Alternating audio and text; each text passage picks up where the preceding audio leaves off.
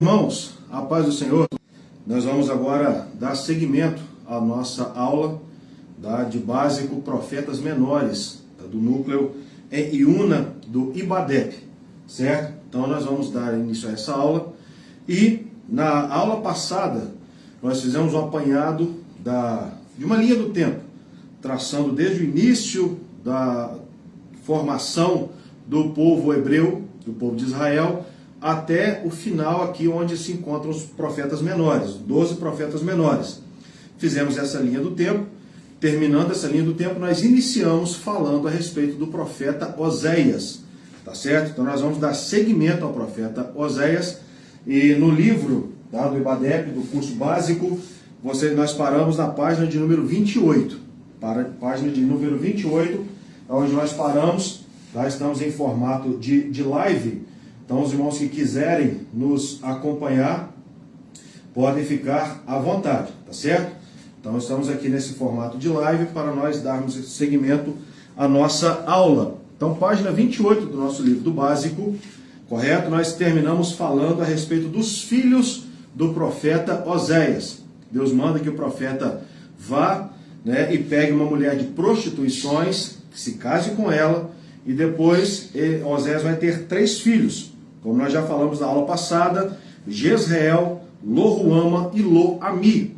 Jezreel significa Deus espalha, Lo-Ruama significa não compadecida e Lo-Ami significa não meu povo. E também tivemos um dado extra que alguns estudiosos dizem que dos 3 filhos, somente o mais velho, que Jezreel, era filho de Oséias. Os outros 2 não eram filhos de Oséias. Dado isso, nós vamos dar seguimento ao nosso conteúdo, à nossa aula, para nós finalizarmos aqui o capítulo 1 do nosso livro, tá certo? Qualquer dúvida, podem mandar aqui o seu comentário, podem mandar, né, a sua sugestão. Na medida do possível, nós vamos respondendo, tá, de acordo com a nossa aula, beleza? Então, na próxima página, tá, eu de vez em quando eu vou olhar aqui para a minha esquerda e direita do vídeo de vocês, a respeito dos slides. Para os irmãos seminaristas, depois eu vou disponibilizar esses slides lá no nosso grupo para vocês terem acesso a ele, correto? Então nós vamos dando seguimento a esse assunto. Na página de número 28 e já também começando na 29, nós temos aí, verificamos que nacionalmente, estamos falando do Reino do Norte, Israel. Nacionalmente, a monarquia havia sido dividida em 2 reinos há aproximadamente 200 anos. Então estamos falando aqui próximo ao ano de 730 a 750 antes de Cristo, próximo ao período onde a nação de Israel vai ser invadida pela Assíria, tá certo? Então nós estamos falando mais ou menos 200 anos antes desse período. Então esse reino foi dividido em Reino do Norte e Reino do Sul, como nós já passamos na aula passada, e foi dado do reinado de Roboão, onde houve esse racha no reino, e formando então essas 2 nações. No outro parágrafo do livro de vocês vão ver no começo, diz assim: o Senhor dera a Israel, Deus deu para Israel, grande expansão até Damasco, sob o reinado de Jeroboão II. Então o que está dizendo aqui? Jeroboão II não tem nada a ver com Jeroboão I, o primeiro rei da nação do norte. Tá? Esse Jeroboão aqui é outra pessoa, correto? Não tem nenhum parentesco com Jeroboão I, somente a coincidência do nome. Esse Jeroboão II foi o 13º rei do Reino do Norte, e ele foi responsável por levar o reino a um novo patamar de desenvolvimento. Desenvolveu-se tanto financeiramente quanto socialmente, e as fronteiras também elas foram alargadas, e se tornou um reino de peso, se tornou um reino importante na região. Mas toda essa expansão foi permitida por Deus, porque quando o reino se dividiu, Deus fez uma promessa para o reino de Judá, tá? E também fez a mesma promessa para o reino de Israel, tá certo? Deus fez a promessa que se eles, os reis, andassem nos caminhos do Senhor, Deus iria abençoar e a dinastia seria seguida, mas infelizmente, como nós já falamos na aula anterior, o reino do norte não teve nenhum rei que serviu ao Senhor. Então, por isso, Deus deu essa possessão, Deus abençoou o povo, mas o povo estava chegando no limite para ser levado cativo para a Assíria. E no final desse parágrafo, nós temos a informação seguinte: Israel, ele havia descido até o ponto mais baixo, e os sacerdotes uniram-se aos salteadores e assassinos nas estradas. Olha para os irmãos verem aonde chega a nação de Israel, de um povo escolhido por Deus, de um povo selecionado por Deus, apesar dos pesares, era um povo escolhido por Deus, mas eles saíram de um ambiente de adoração e desceram ao mais profundo abismo da desigualdade social, dos problemas sociais encontrados dentro dos muros da nação. E também eles estavam despreparados moralmente a ponto de sacrificarem crianças e se prostituírem em forma de culto. Então o povo entrou numa degradação sem tamanho, uma degradação absurda, tá, de imoralidade, de idolatria diante de Deus. E quando nós falamos que o povo sacrificava crianças, era ao Deus chamado Deus Moloque. Muitos falam que esse Deus tinha a parte da sua cabeça no formato de cavalo, outros falam que a cabeça era no formato de boi, outros falam que a estrutura do seu corpo é como se fosse uma grade. Para outros estudiosos, era como se ele ficasse com os braços estendidos. Fato é que colocavam crianças para serem sacrificadas. E essa estátua do deus Moloque, ela era feita de ferro. Então eles colocavam fogo, tá? Esquentavam esse ferro ia esquentando até o ponto das crianças morrerem derretidas e cozidas literalmente nos braços ou dentro dessa estátua. Esses eram sacrifícios, um dos sacrifícios que eram feitos na nação de Israel por causa da idolatria, por causa da imoralidade daquele povo. Tá certo, meus irmãos? Então nós vamos dar seguimento, continuidade à nossa matéria. Eu só vou colocar aqui o slide e já estou voltando, tá certo?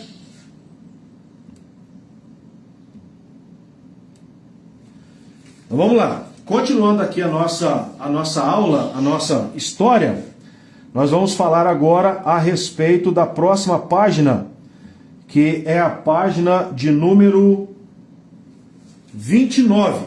Tá? Acabamos de falar da página 29 e nós vamos agora continuar o nosso estudo ainda na página 29, tá certo? Que está aqui, que a narrativa histórica não precisamos duvidar. Só para me localizar aqui, tá? Agora mudando então para a página de número 30. Deixa eu olhar aqui para nós não perdermos o nosso foco. Perdão, irmãos, ainda a página 29, tá bom? Perdão aí pelo equívoco na página 29 ainda. Então, que a narrativa, falando do profeta Oséias, que a narrativa é histórica, nós não temos como duvidar, porque não há motivo para considerar em parábola aquilo que as Escrituras narram como fato. Parábolas, para todos os irmãos, eram aquelas histórias contadas principalmente por Jesus, algumas histórias que não eram histórias verídicas, mas que tinham um fundo de moralidade, um fundo de realidade para os ouvintes. Isso era uma parábola. No caso do profeta Oséias, não se trata de parábola, se trata de um fato histórico acontecido veridicamente e narrado nas Escrituras Sagradas, tá certo? E alguns também acreditam que o casamento de Oséias era uma alegoria, não era um casamento real, era um casamento inventado, era uma fábula que o povo de Israel inventou. Mas a história de Oséias é verdade, tá? É um fato, e também o casamento de Oséias é um fato, tá certo? Então, continuando nosso estudo, nós temos aqui a mais absoluta certeza, irmãos, de que o profeta Oséias, ele era um homem de Deus. Isso nós não temos a menor dúvida e que ele ouviu a voz de Deus para que cumprisse uma ordem nada comum, nada ortodoxa. Que ordem é essa? Casar-se com uma mulher de prostituição. Uma ordem que Deus deu para Oséias e ele cumpriu essa ordem cabalmente. E às vezes, irmãos, nós temos que nos lembrar que o Deus que nós servimos, muitas vezes ele pede ele dá ordem, algumas delas nada ortodoxas, para que os seus servos cumpram. Nós temos alguns exemplos na Bíblia Sagrada. Por exemplo, nós temos Abraão sendo ordenado a sacrificar o seu filho Isaque.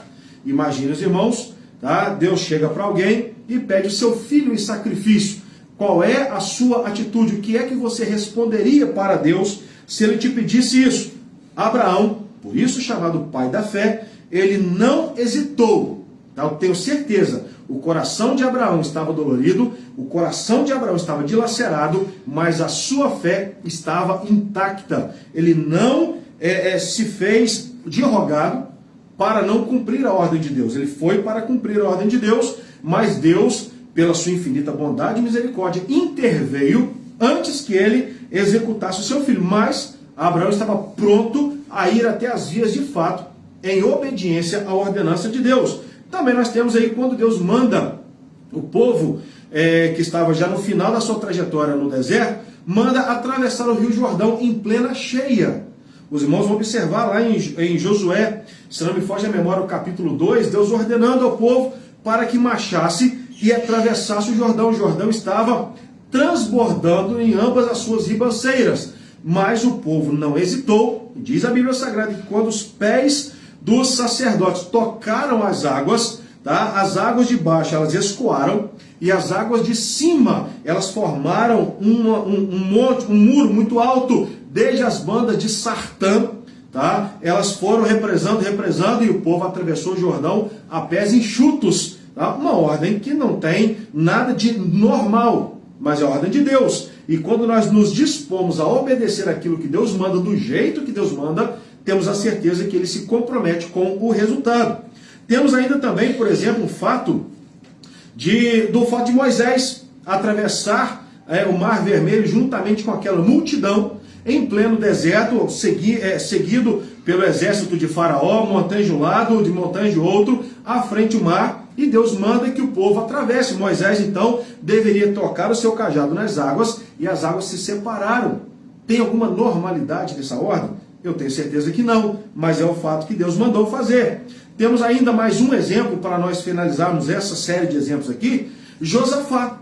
Quando o povo resolve invadir Judá, o povo resolve fazer invasão ao reino de Judá, Josafá ele teve medo, vai orar ao Senhor. Deus então levanta Jaziel no meio da congregação e fala com Josafá que a vitória seria do povo. Deus iria garantir a vitória para aquele povo. Mas qual era a estratégia? A estratégia não era o povo colocar lança, não era o povo colocar espada, não era o povo colocar escudo nas mãos, mas era para que o povo descesse cantando. Isso está lá, se não me foge a memória, em 1 Crônicas, no capítulo 20. Tá? O povo deveria descer cantando. E diz a Bíblia Sagrada que enquanto eles louvavam a majestade santa, tá? Eles não louvavam alguns hinos que nós temos por aí. Né? Eles louvaram a majestade santa, louvaram um louvor genuíno para Deus. Enquanto eles louvavam a majestade santa, o exército inimigo ia sendo destruído pela ação miraculosa de Deus. Alguma normalidade é um exército combater contra outro usando somente os cânticos? Não tem nada de normalidade. Então, esses exemplos aqui só para nós termos uma ideia de que Deus muitas das vezes mandou os seus servos fazerem coisas, tá, que aos olhos humanos não eram coisas normais. Para alguns pode dizer que é coisa de louco, mas Deus sempre tem um propósito naquilo que ele manda fazer. Deus sempre tem um propósito nas suas ordenanças. E no caso de Oséias, Deus manda Oséias casar com uma mulher de prostituições. Diferente do caso do profeta Ezequiel, que Deus ordena que ele não se casaria. Deus manda que ele não se casasse.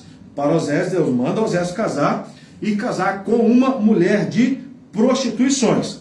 Tá certo? E agora nós vamos para a nossa página de número 30, agora sim, a página de número 30, onde nós vamos falar a respeito do autor do livro, que é Oséias. Esse livro, levando o seu próprio nome, e o nome de Oséias, ele significa salvação ou livramento. Salvação ou livramento. E um fato, uma curiosidade, tem mais um personagem na Bíblia que ele se chamava Oséias. Está lá no começo do Velho Testamento. Tá? E esse personagem chamado Oséias teve o seu nome trocado. Teve o seu nome trocado para Josué. Quando Moisés ele vai chamar Josué, vai chamar Oséias, para se juntar a ele na sua empreitada pelo deserto, então aí Moisés troca o nome de Oséias para Josué. E outra coisa, os nomes Oséias, Josué, José, Jesus, no hebraico são basicamente os mesmos nomes e também têm os mesmos significados. O Senhor é salvação ou o Senhor é livramento. É só uma curiosidade para nós entendermos um pouco melhor a respeito do nome do autor desse livro. E continuando aqui, tá, no próximo parágrafo da página de número 30, nós sabemos aí que Oséias é filho de Beeri, nome do pai de Oséias, Beeri, e ele profetizou no reino de Israel, no reino do norte, nos últimos 30 anos desse cativeiro. Então foi o último profeta a profetizar para o reino do norte. E evidentemente ele mudou-se para o reino do sul, tá, antes do cativeiro, em 722, e foi contemporâneo, profetizou na mesma época dos profetas Isaías e do profeta Miqueias. Tá? Então ele profetizou na mesma época. Ele começou o seu ministério no reino do norte, ele morava no reino do norte, mas devido a alguns problemas que nós vamos falar daqui a pouquinho, ele se mudou para o reino do sul. E então continuou as suas profecias endereçadas ao reino do norte, mas dessa feita morando no reino do sul. Tá certo? Continuando aqui a nossa trajetória, ainda na página de número 30, diz aí que ele se casou, no primeiro parágrafo, se casou com uma mulher que lhe foi infiel. Tá? Suas amargas experiências conjugais tornaram-se a trama ao redor da qual o Senhor construiu sua mensagem final ao reino do norte. Então, Oséias, obedecendo aquilo que Deus tinha mandado, se casa com Gomer, uma mulher de prostituição. Essa mulher, ela em dado momento, ela volta para a prostituição. Deus manda que Oséias chegue lá e resgate a mulher novamente, tá, para continuar sendo a sua esposa. Então essa trama vai ser o pano de fundo para a mensagem de Oséias a Israel, tá certo? Então o que é que estava acontecendo? Deus mandou Oséias profetizar. Oséias profetizou e, para exemplificar tudo aquilo que Deus estava falando, Deus usa Oséias se casando com uma mulher de prostituição para simbolizar Deus e Israel. Então, só para nós termos uma noção aqui, rapidamente, tá? Nós temos aqui Oséias e nós temos a sua mulher Gomer, tá certo? E Oséias vai simbolizar a pessoa de Deus e Gomer vai simbolizar a nação de Israel. Da mesma forma que Deus mandou Oséias se casar com uma mulher de prostituição e essa mulher foi infiel a Oséias, Deus então simbolizava Israel com ele. Por quê? Israel foi resgatado por Deus. Israel nasceu lá de Abraão, vindo da terra de Ur dos Caldeus, uma terra de idolatria. Então Deus resgata o povo, tá? Forma um povo, mas esse povo não estava conseguindo ser fiel a Deus. Então Israel simbolizava Gomer e Deus, tá, simbolizado por Oséias. Então esse é o paralelo que Deus queria mostrar para aquele povo, para exemplificar tudo aquilo que Deus estava querendo dizer. E continuando aqui, nada mais se sabe do profeta, a não ser os lances biográficos que ele mesmo revela em seu livro. Então a Bíblia ela não vai dar muitos detalhes a respeito de quem era Oséias. tá? Não vai esclarecer muita coisa, a não ser aquilo que nós já encontramos no livro de Oséias, que Oséias provinha de Israel e não de Judá, e que profetizou a sua nação, que é a nação de Israel. Tá certo, meus irmãos? Então, finalizando aqui essa parte, nós vamos voltar, tá, a nosso livro, e vamos agora para a página de número 31. Nós vamos falar do cenário, tá, do livro de Oséias. Como é que estava o cenário, o que estava acontecendo. No primeiro parágrafo, estamos na página 31, diz aqui que quando Oséias iniciou o seu ministério durante os últimos anos de Jeroboão II, tá, lembrando, 13º rei de Israel, nada a ver com Jeroboão I, tá, Israel desfrutava de uma temporária prosperidade econômica e de paz política que acabariam por produzir um falso senso de segurança. Então eu já disse que através de Jeroboão o povo cresceu muito, tá, o povo se empoderou muito, tá certo? E esse crescimento, essa riqueza do povo, essa estabilidade que o povo estava tendo, trouxe para esse povo uma falsa sensação de paz, uma falsa sensação de segurança, como se tudo estava tranquilo.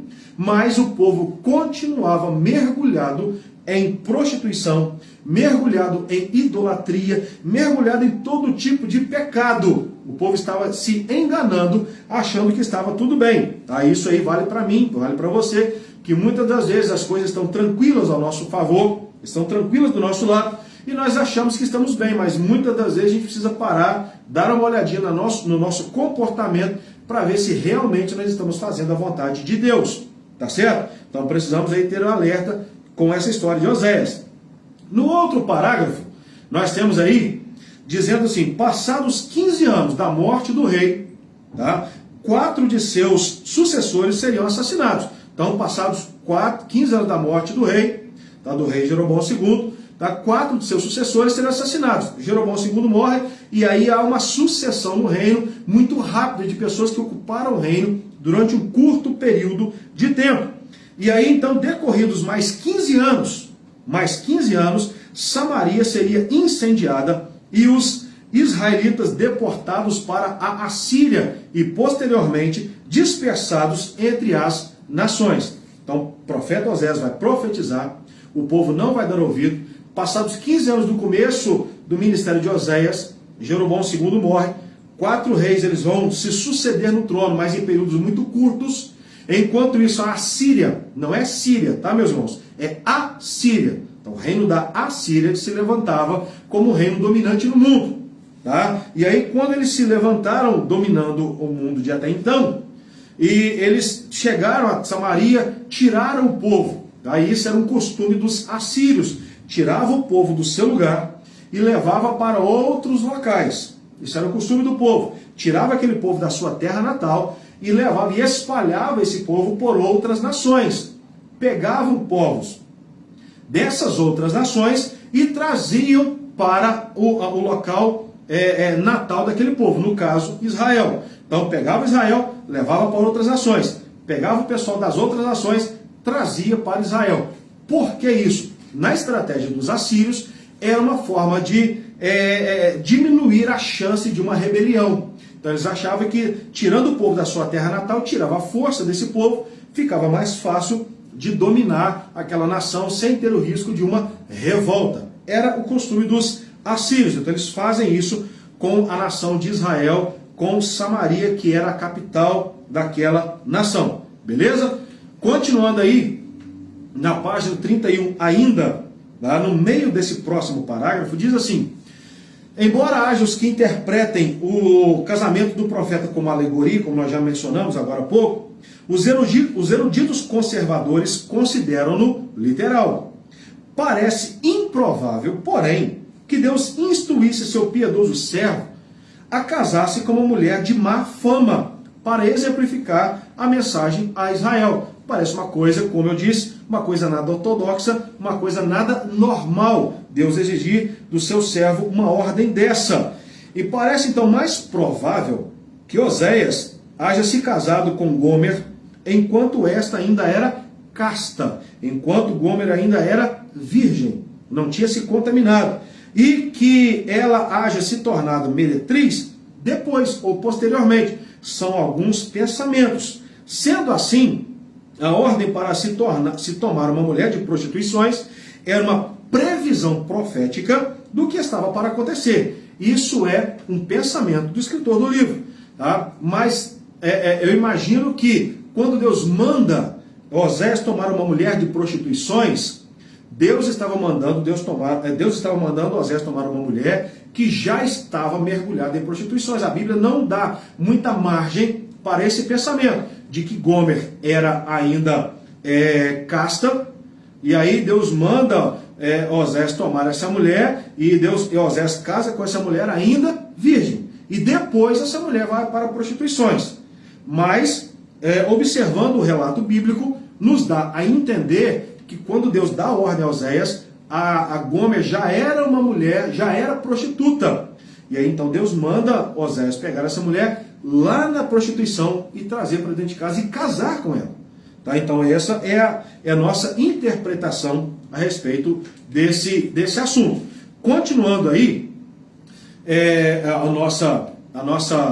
nosso estudo, nós vamos para a página de número 32. Na página de número 32 diz aí o livro e as características especiais. Nós temos 7 características especiais aqui, mas eu quero destacar somente 2, a de número 4 e a de número 7. Diz a característica do número 4, contém cerca de 150 declarações a respeito dos pecados de Israel, sendo que mais da metade deles relaciona-se com idolatria. Então, dos escritos de Osés para o reino de Israel, mais ou menos 150 declarações de Osés para essa nação são relacionadas ao pecado de idolatria. Então o povo estava literalmente mergulhado na podridão da idolatria. E se nós observarmos o pecado de prostituição, o pecado de idolatria, o pecado de feitiçaria, eles basicamente para Deus são a mesma coisa. O povo estava mergulhado em tanto pecado que Osés ele leva o povo para entender o lado de idolatria. Mas juntamente com essa idolatria, o povo estava mergulhado em prostituição, em feitiçaria, em tudo quanto é tipo de pecado. E a somatória desses pecados traz um juízo irremediável para o povo, que era a destruição daquela nação. E nós vamos entender que após essa parte onde o povo vai ser espalhado por outras nações, nunca mais a nação de Israel voltou a ser uma nação. Ela continua espalhada pelo mundo até o dia de hoje. Tá? Esse é um fato muito importante que nós levantarmos. E o ponto de número 7 diz assim: elas acham-se, tá? Essas características especiais do livro de Osés, elas acham-se repletas de vívidas figuras de linguagem, muitas das quais tiradas do cenário rural. Uma coisa importantíssima é que Osés, quando ele vai dar a mensagem, vai passar a mensagem de Deus para o povo, Osés ele não procura colocar aquela mensagem em linguagem muito erudita, em linguagem muito difícil de ser compreendida. Osés então ele vai colocar uma linguagem de fácil compreensão para todas as pessoas, desde o rei até o mais humilde servo do reino. Todos teriam condição de entender a mensagem de Osés por causa da linguagem que ele usa. Isso é importantíssimo, irmãos, porque quando nós vamos falar da palavra de Deus, muitas vezes a gente procura rebuscar a nossa mensagem de uma linguagem muito culta. Não que isso seja errado, não que isso seja contra a palavra de Deus. Longe de mim falar uma coisa dessa, mas em muitas das vezes nós precisamos tentar simplificar o máximo possível a mensagem de Deus para que ninguém tenha, podemos dizer assim, uma desculpa de que não entendeu. Tá certo? Porque dentro dos os ouvintes que vão receber a mensagem vindo da parte de Deus através dos seus servos nos dias de hoje, muitas dessas pessoas são pessoas que têm cultura, são pessoas que têm estudo, nível superior, graduação, pós-graduação, mestrado, são pessoas que têm entendimento intelectual das palavras. Mas tem muitas pessoas que não têm condição de estudar. São pessoas mais simples, no seu vocabulário. Então, uma forma mais eficiente dessas pessoas serem alcançadas é quando nós tratamos a linguagem da mensagem, uma linguagem mais acessível a todos os irmãos, a todas as pessoas. E Oséias, ele se comprometeu a fazer dessa forma. Se nós observarmos o livro de Oséias, a linguagem que ele utiliza é uma linguagem muito tranquila, muito clara, de muito fácil entendimento e interpretação por todos os ouvintes. Tá beleza? Então esse aí são o livro e suas características especiais. Para os irmãos que estão fazendo o seminário, tá? Terminando essa parte, nós já vamos para o nosso questionário. Então os irmãos vão responder o seu questionário, vão mandar lá no grupo do WhatsApp a resposta, tá, de cada questão do nosso questionário, para que a gente vai depois corrigir, tá certo? Então nós terminamos aí a nossa parte a respeito de Oséias. E agora nós vamos para a página de número 38, falar do próximo profeta menor, que é o profeta Joel. Acabamos de falar do profeta Oséias e agora nós já vamos falar do profeta Joel. Esse profeta Joel é o profeta conhecido por causa da profecia do batismo com o Espírito Santo. Lá no livro de Joel, no capítulo 2, verso 28, ele vai falar da efusão do Espírito Santo, da vinda do Espírito Santo sobre todas as pessoas, tá? E essa profecia, ela vai se cumprir lá no livro de Atos dos Apóstolos, no capítulo de número 2, onde o Espírito Santo vai descer sobre aqueles quase 120 irmãos reunidos no cenáculo. Eles vão receber o batismo com o Espírito Santo e falar em outras línguas, tá certo? E aí o apóstolo Pedro, após esse evento, as pessoas vão achar que eles estavam embriagados, e o apóstolo Pedro, usando da palavra, vai falar que esse povo não está embriagado, mas isso é o cumprimento da profecia que falou o profeta Joel. Então esse profeta Joel é um profeta conhecidíssimo por causa do batismo no Espírito Santo, tá certo? E a ideia central do livro de Joel, do profeta Joel, é falar do Messias, que virá para livrar e governar o seu povo. Joel, ele não vai falar de reinos, tá? Ele não vai falar de reis no seu livro. Ele vai focar o seu livro em dar a ideia principal, a ideia central do Messias que virá para livrar o seu povo e governar esse povo, tá certo? Existe, irmãos, a hipótese de que Oséias ele profetizou após os exilados terem voltado a Jerusalém, o que colocaria aí o profeta Joel aproximadamente de 510 a.C. a 400 a.C. Tá? São alguns estudiosos que colocam Oséias como um profeta pós-exílio. Aí nós estamos falando do exílio de Judá, quando Judá vai para a Babilônia, tá certo? Mas, observando os escritos de Joel, nós vamos analisar que Joel era um profeta que ele profetizou antes do exílio. A sua profecia, ela vai ser datada em aproximadamente 835 a 830 a.C. Então ele vai ser um profeta antes do exílio da Babilônia, tá? Só uma informação para nós conseguimos situar Joel dentro da narrativa bíblica. Continuando aí, na mesma página de número 38, diz a nosso livro: Joel falou e escreveu em virtude de duas recentes calamidades naturais e da iminência de uma invasão militar estrangeira. Então Joel aproveitou duas calamidades, tá? Uma praga de gafanhotos, que nós vamos falar daqui a pouco, e também uma seca muito grande que assolou a nação. Essa seca vai assolar juntamente com essa praga de gafanhotos e vai tirar os recursos da nação, tá? E ele vai usar isso para exemplificar depois um problema que aconteceria, que era a invasão de um povo inimigo, levando a nação de Judá para o cativeiro, levando a nação de Judá para o seu exílio, tá bom? Tá, beleza? Continuando aí, na mesma página de número 38, o seu tríplice propósito, 3 propósitos no livro de Joel. O primeiro propósito que nós temos é juntar o povo diante do Senhor numa grande assembleia solene. E aí o profeta Joel vai chamar o povo: olha, congreguem-se todas as pessoas, juntem na assembleia solene e comece a clamar ao Senhor para que Deus tenha misericórdia do povo. Vai dando a sua mensagem. Então o primeiro propósito então, é juntar esse povo diante de Deus numa assembleia solene, numa reunião, para que o povo clamasse por misericórdia. Segundo propósito, nós temos aí a exortar o povo a arrepender-se e a voltar-se humildemente ao Senhor Deus com jejuns, choro, pesar e clamor pela misericórdia de Deus. Então lembra que o primeiro propósito é juntar o povo. O segundo propósito é fazer com que esse povo, uma vez juntos, comece a clamar a Deus por misericórdia. E esse povo precisava jejuar, precisava orar, precisava colocar a sua miséria para fora, tá certo? Para poder receber a misericórdia de Deus.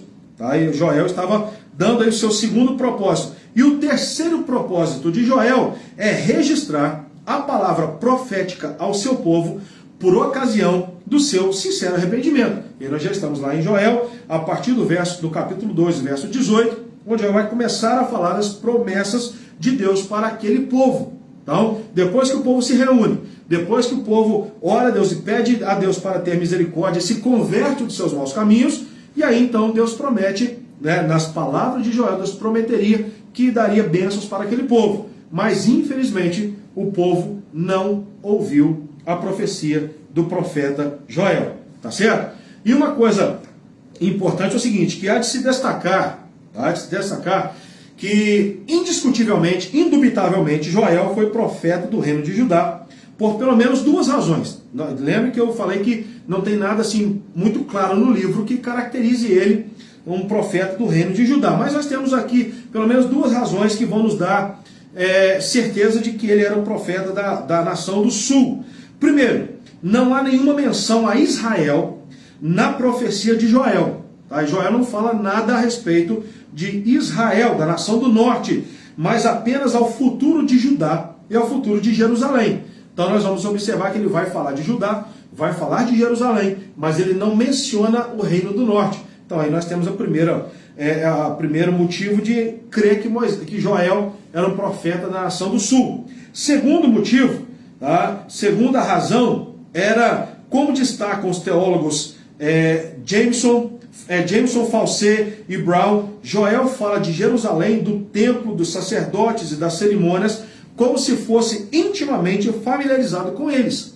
Então, segundo alguns estudiosos, alguns teólogos, Jameson, Fawcett, Brown, Joel, então ele vai falar a respeito do templo, vai falar a respeito dos sacerdotes, de como é que era feita a cerimônia, de tudo aquilo que era comum para a nação de Judá. Apesar dos pecados da nação de Judá, mas eles ainda mantinham a tradição de sacerdote, de culto, da forma de ofertar a Deus, eles ainda mantinham essa cultura, apesar de fazerem somente da boca para fora, mas essa cultura eles ainda mantinham. E Joel, então, ele faz menção de todo esse ritual. Então são duas razões que nos levam a acreditar piamente que Joel é um profeta do reino do sul. Tá certo?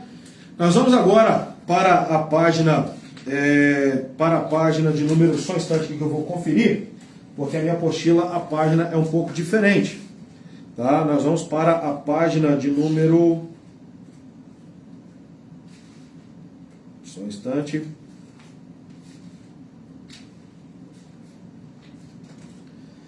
Página de número 40. Tá?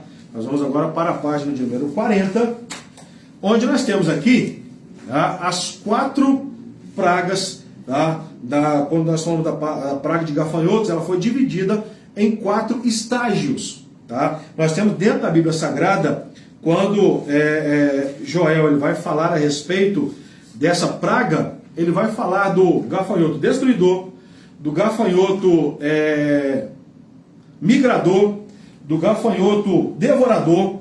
Ele vai falar do cortador, migrador, devorador e destruidor.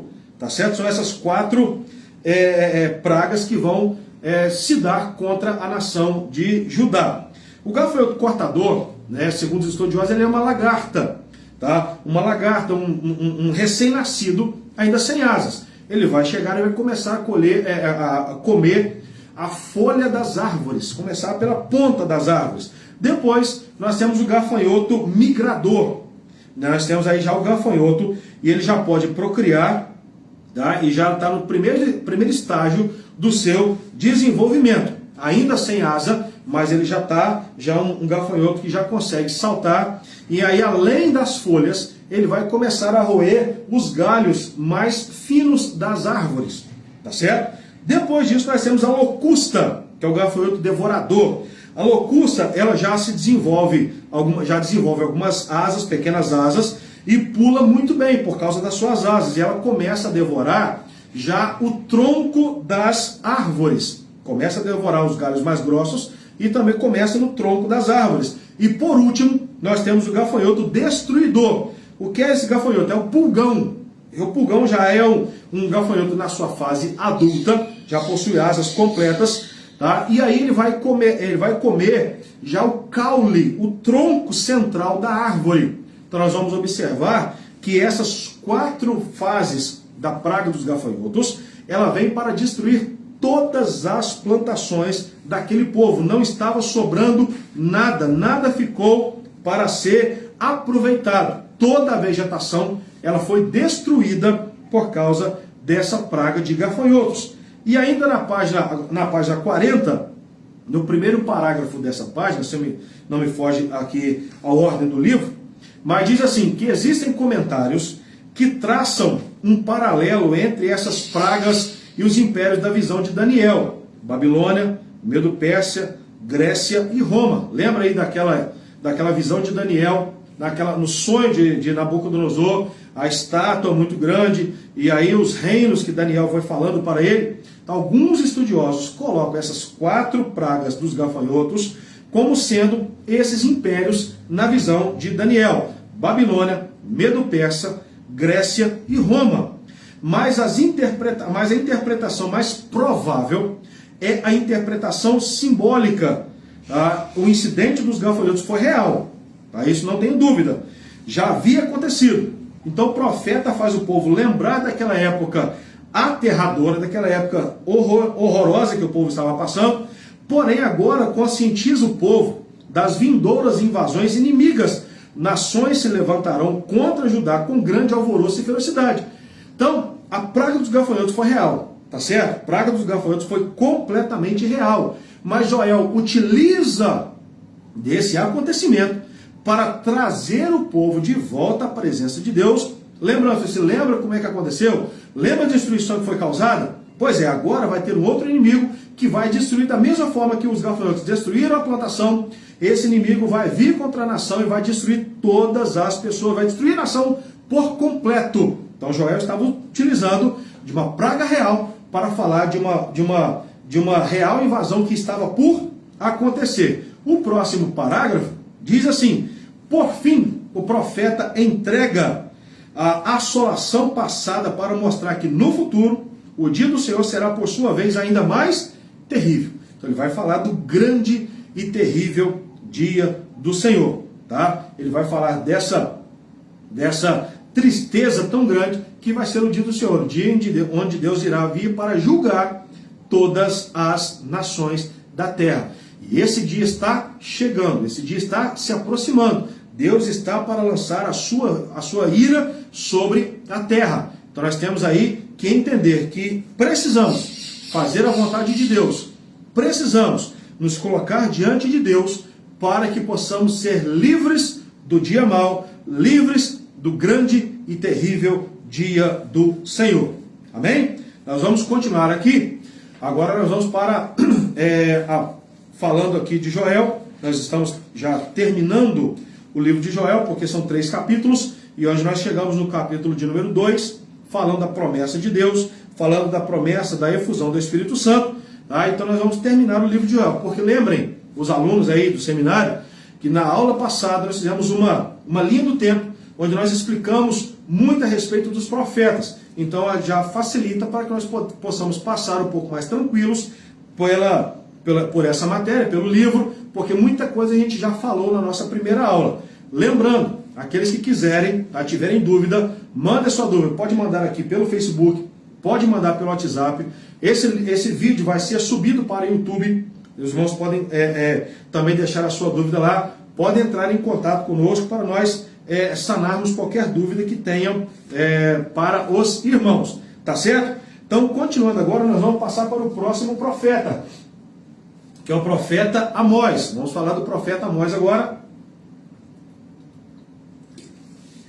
que é um profeta que vai profetizar, tá, no reino de Israel. Ele vai profetizar lá no Reino do Norte, no ano aproximadamente 760 a 755 a.C. Agora faltando mais ou menos 30 a 35 anos para a invasão da Assíria, que aconteceu no ano de 722 a.C. E o tema do profeta Amós, nós estamos lá na página 43, tá, gente? O tema do profeta Amós é justiça, retidão e retribuição divina pelo pecado. Então nós temos a justiça de Deus, a retidão de Deus, tá? E a retribuição de Deus por causa do pecado. Deus é ruim? Não. Longe disso. Deus é amor, Deus é misericordioso, Deus é piedoso, Deus é maravilhoso. Só que Deus já tinha avisado: olha, vocês precisam entrar pelo caminho da santidade, porque no caminho da santidade vocês terão bênçãos da minha parte. Mas se quiserem entrar pelo caminho da desobediência, o caminho da infidelidade, infelizmente vocês terão consequências por causa disso.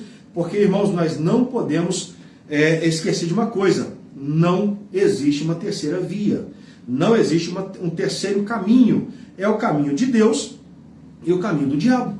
Se nós não entrarmos e não andarmos pelo caminho de Deus, naturalmente, automaticamente nós entraremos no caminho do inferno, no caminho do diabo. Então Deus, ele vai mostrar: ó, comigo tem garantia de vitória, tem garantia de bênção. Sem mim, vocês não têm essa garantia e infelizmente vão perecer, porque sem Deus ninguém consegue nada, tá certo? Continuando aí na nossa matéria, ainda na página 43, diz que Amós, ao ser enviado a Betel a proclamar a mensagem arrependam-se ou pereçam, Amós é de lá expulso, sendo-lhe expressamente proibido de ali profetizar. Olha que importante.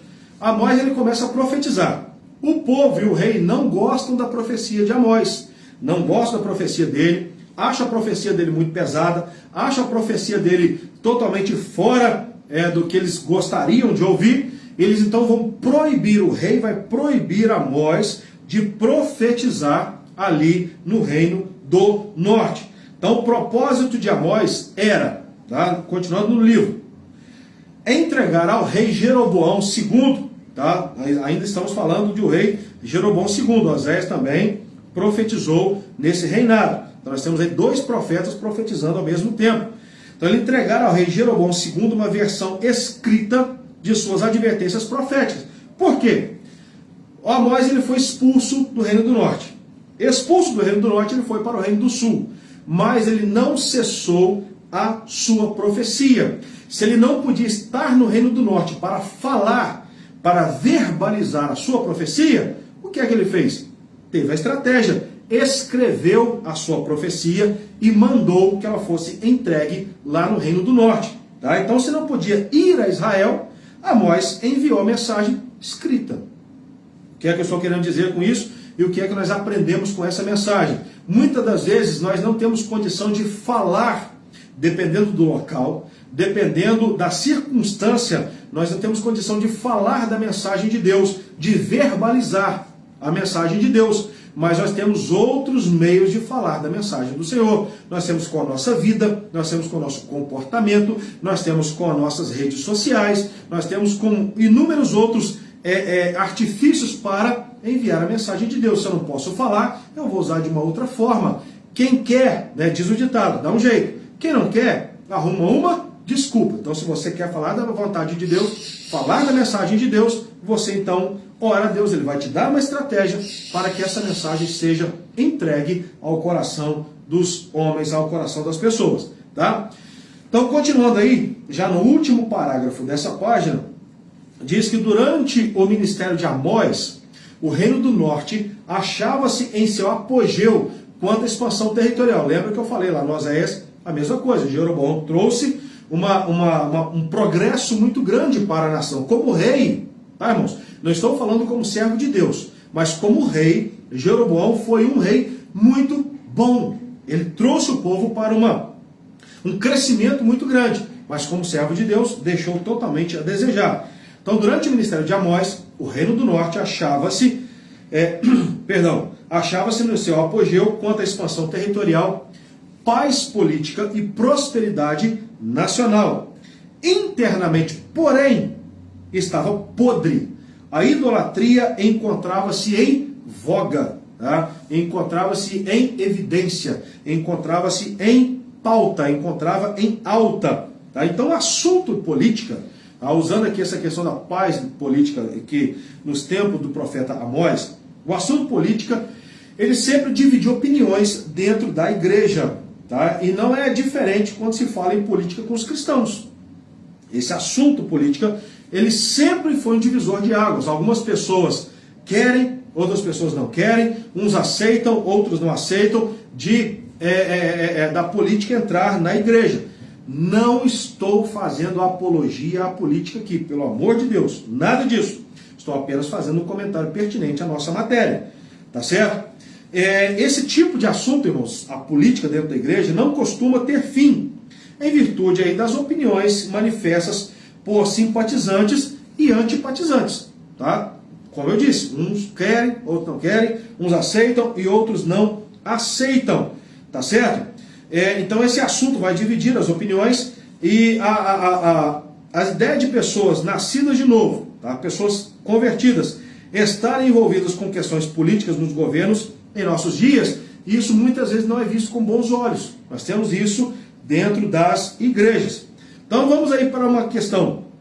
Até que ponto? Até que ponto Deus ele se interessa realmente por política e justiça social? Eu tenho certeza absoluta que Deus ele se interessa sim pela parte política e pela parte da justiça social. Justiça social, ela também é feita através de política. Não estou falando que Deus é politiqueiro, não estou falando que da igreja é politiqueira, nada disso. Estou falando de um comportamento social. Porque o fato de existir um rei dentro da nação de Judá, por exemplo, quando o povo começa a querer um rei, pedir a Samuel que constituísse um rei sobre o povo, isso é política. E Deus então vai dar ao povo o rei que eles queriam. Não é o que Deus estava planejando naquele momento. Deus tinha propósito para rei na nação de Israel e Judá? Tinha. Se nós observarmos, lá em Deuteronômio nós temos aí instruções para a monarquia. Nós vamos encontrar na Bíblia Sagrada instruções para a monarquia, mas não era o momento e não era a pessoa que Deus queria colocar na direção do povo. Mas o povo quis, Deus então ouviu o pedido do povo e colocou um rei. Isso é política, alguém para governar, alguém para fazer uma mediação nas questões sociais. Isso é política. Em Deus, então, ele se importa com a política e ele se importa com a justiça social. Ele não vai ter lado, não vai ter lado político, não vai ter viés político, ele não vai ter esse tipo de comportamento. Mas Deus ele se interessa por um governo justo, por um governo honesto, por um governo correto, por um governo que faça o bem para o povo. Infelizmente, a gente tem visto aí muitas coisas que de bem para o povo não tem nada. Mas a vontade de Deus é que o povo prospere. Tá? Então é possível crer que a forma como vivemos delimita se Deus recebe ou não a nossa adoração a Ele devotada? Será que do jeito que estão as coisas hoje? Será que no cenário político hoje? Será que no cenário da nossa nação, por exemplo, Deus ele está aí, ele recebe a nossa adoração se nós entrarmos por uma questão política, uma questão que desagrada a Deus? Se nós entrarmos pelo lado ruim da política, porque a política em si é uma coisa necessária, é uma coisa boa, mas a politicagem, que é esse sistema corrupto, esse sistema podre, isso desagrada a Deus. E quando nós enveredamos nesse sistema apodrecido, nós então desagradamos ao nosso Deus. Então, neste capítulo aí de Amós, por exemplo, nós veremos que a justiça social, praticada ou não por nós, interfere também em nossa relação a Deus. Então, se nós entrarmos na questão de desagradar a Deus, se nós entrarmos na questão da política na sua forma ruim, nós vamos desagradar a Deus, nós vamos ter a nossa adoração interrompida diante de Deus. Com relação a Deus, nós teremos um problema, um bloqueio muito grande na nossa adoração. Então, resumindo, busquemos fazer a vontade de Deus. Se você é alguém que gosta de política, mas que você enverede pela política da coisa certa, do lado certo, fazendo aquilo que agrada a Deus. Tá? Então você precisa muito ter cuidado com essa questão. Tá beleza? Continuando aí na nossa página de número 44, diz aí: obedecendo à vocação do Deus de Israel, Amós proclama corajosamente a sua mensagem centrada na justiça, retidão e retribuição divina. Mas o povo, infelizmente, não queria ouvir o que o Senhor tinha a dizer-lhe. Então nós temos aí um problema muito grande, tá? Que quando Amós ele vai pregar a sua mensagem, ele vai pregar para um povo que estava prosperando, vai pregar para um povo que estava em ascensão política, em ascensão no seu progresso, mas um povo que tinha esquecido a justiça social, tinha esquecido dos menos favorecidos, tinha esquecido das pessoas que estavam à margem da sociedade. O povo estava muito interessado na sua vivência, estava muito interessado no seu bem-estar, mas tinham esquecido do próximo, tinham esquecido das pessoas que precisavam de cuidado. E aí nós vamos entender muito bem que sempre foi, da parte de Deus, uma coisa importantíssima, o cuidado com órfãos, viúvas e os mais necessitados. Isso está na palavra de Deus e era o que o povo tinha deixado de fazer. Então Amós ele vai na contramão do povo. O povo não estava querendo saber dessas pessoas e Amós entra com a profecia justamente falando contra esse comportamento do povo. Então ele precisava de muita coragem para manter as suas mensagens. Amós precisava de uma coragem muito grande para poder fazer valer a sua mensagem. Isso vale para os nossos dias de hoje. No sistema que nós estamos inseridos, no momento em que nós estamos inseridos, para falar da verdade, para falar da palavra de Deus, é preciso muita coragem. Precisamos ser corajosos. Deus ele não tem prazer nos covardes. Deus ele não tem prazer naqueles que voltam para trás. Mas Deus ele tem prazer naqueles que têm coragem de falar, que falam a palavra de Deus. Tá certo, irmãos? Tudo que nós vamos pregar tem que ser a palavra de Deus. Nós não podemos inventar coisas, nós não podemos inventar mensagens por aí, não. Toda mensagem, ela precisa vir da palavra de Deus. Porque mesmo a mensagem profética, mesmo uma revelação, mesmo uma visão, mesmo alguma coisa que Deus manda falar, nunca será fora da palavra de Deus. Nunca será fora de coordenança da palavra de Deus. Tudo tem que estar no crivo da palavra. Se não estiver no crivo da palavra, não foi Deus que falou. Se Deus não falou, Deus não tem também responsabilidade por essa mensagem e nem por aquele que entrega essa mensagem. Tá certo? Então Amós precisava de coragem para que pudesse proclamar essa mensagem tão dura para a nação de Israel. Nós vamos agora para a página de número 45, onde nós vamos falar do tema do livro de Amós, tá? Do tema desse livro, tá certo?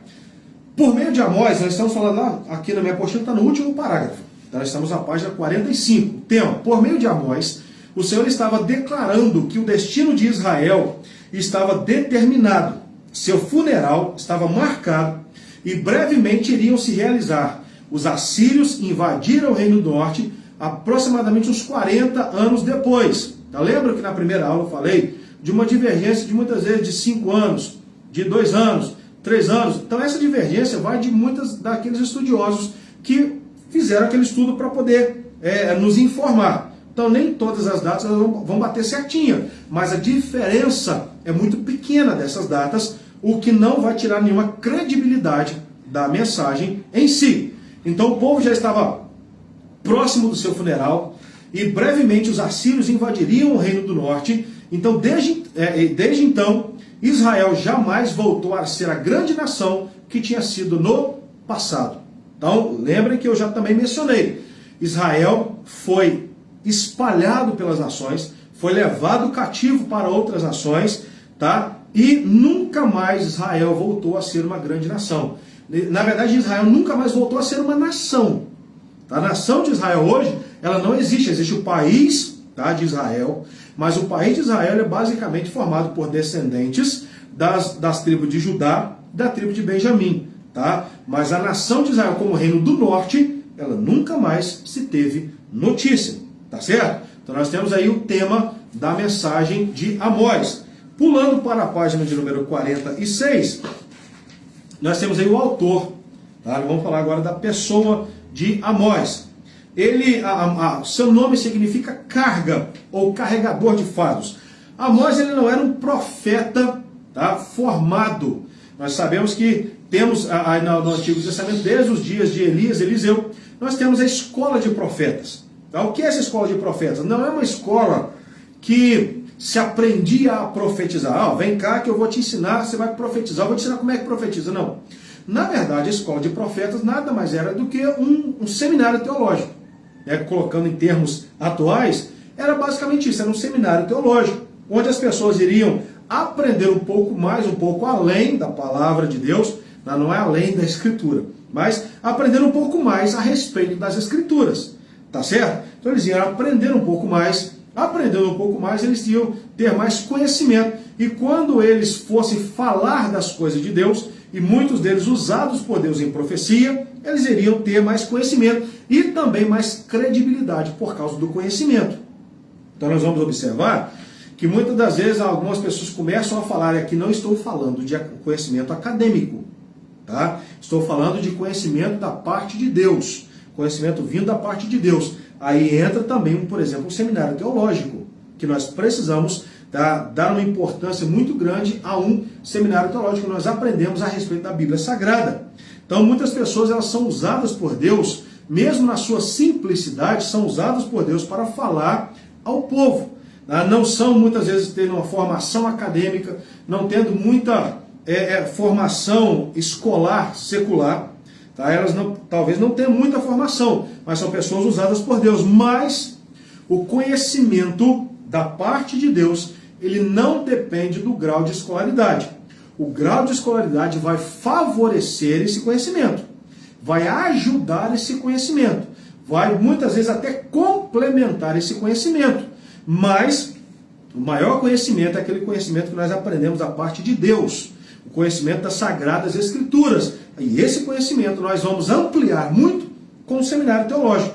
Era o que acontecia na escola de profetas. Então Amós não era um desses profetas da escola de profetas. Tá? Ele veio do campo, ele era um cultivador de sicômoro, um homem do campo.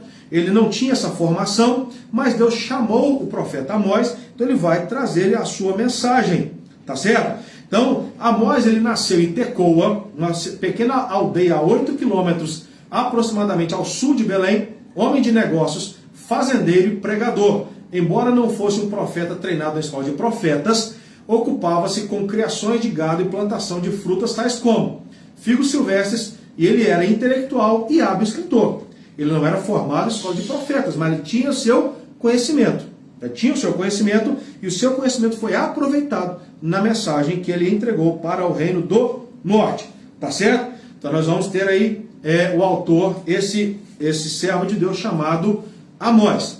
Continuando na página 47, nós vamos falar do cenário. No cenário nós temos no meio do primeiro parágrafo, diz assim: Amós foi enfático e atribuiu a culpa da corrupção ao rei e ao sumo sacerdote, razão pela qual declarou que a casa de Jeroboão e a casa de Amazias, o sacerdote, seria destruída à espada. Então a palavra de Amós, a mensagem de Amós foi muito dura para o reino do norte. Foi muito dura e ele direcionou essa mensagem para o rei e para o sacerdote. Duas pessoas, dois personagens que causaram uma queda espiritual muito grande no povo. Tá? Lembra que eu falei que Jeroboão, como rei, como monarca, foi muito bem. Mas como servo de Deus, ele não foi nada bem. E também o sacerdote Amazias estava ajudando o povo a se corromper. E o povo estava totalmente corrompido, totalmente colocado à idolatria, prostituições, impurezas e tudo mais. Então Amós ele vai direcionar essa palavra para o rei, para o sacerdote, e deu uma sentença, de acordo com a vontade de Deus. Tá? A casa de Jeroboão e a casa de Amazias seriam totalmente destruídas à espada, o que realmente aconteceu. E não foi só a casa dos dois. Todo o reino do norte ele foi destruído, foi desbaratado. Tá certo? Então nós temos aí o nosso profeta Amós. E agora, para os seminaristas, nós temos o segundo questionário, tá? Então os irmãos vão responder esse questionário, vão colocar aí, tá, as respostas e mandar aí para mim as respostas do questionário. Depois que todos os irmãos aí do seminário mandarem a sua resposta, aí eu vou mandar o gabarito para nós fazermos a conferência dessas respostas. Tá certo, meus irmãos? Então nós encerramos aí a lição de número 1, o capítulo 1 do nosso livro. Tá? Nós vamos então encerrar essa live e amanhã nós vamos fazer a respeito do capítulo de número 2, onde nós falaremos de dois profetas, Obadias e Jonas. Tá certo? Eu agradeço a todos os irmãos, a todos aqueles que emprestaram um pouquinho do seu tempo para assistir a esse vídeo. Deus abençoe a todos. Entre lá no nosso canal, tá? No YouTube, Assembleia de Deus de Iuna. Tá? E você vai ver esse vídeo e o vídeo também da lição de número 1. Você vai poder acompanhar esse vídeo e que Deus possa abençoar a cada um em nome de Jesus. Fiquem com Deus. Um forte abraço em nome do Senhor Jesus Cristo.